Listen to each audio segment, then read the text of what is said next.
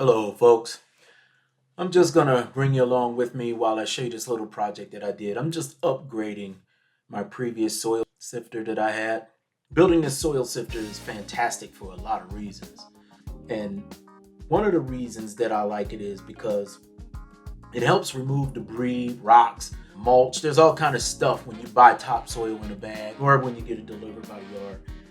And even in potting mixes, a lot of people don't realize that potting soil, potting mix has a lot of debris in it. So this sifter gives you a little bit of like improved quality.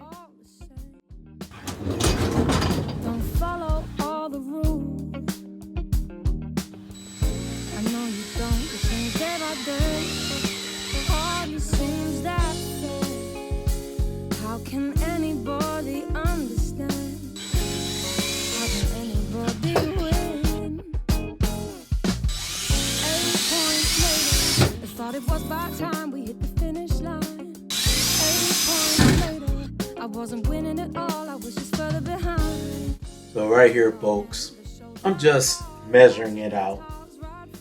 So I measured it out before I made my cuts to make sure that my chicken wire would, fit to the dimensions. Last year, I doubled up this wiring so I could make the holes a little bit smaller. So they were like half the size. That took out a lot of debris, but it took a lot to get the stuff to go through. So I didn't double it up, just used one layer. I believe this is like some white pine scraps that I got, and measured them up, stapled the chicken wire to them, and that's how I got my soil sifter. The cheaper the topsoil, a bag of topsoil, the more crap it's gonna have in it. So that's why I use this sifter, as you can see in some of my videos. Thought it was about time we hit the finish line. 8 points later, I wasn't winning. This is the line, Jenkins. You're seeing how I'm doing things, and I appreciate you. Peace.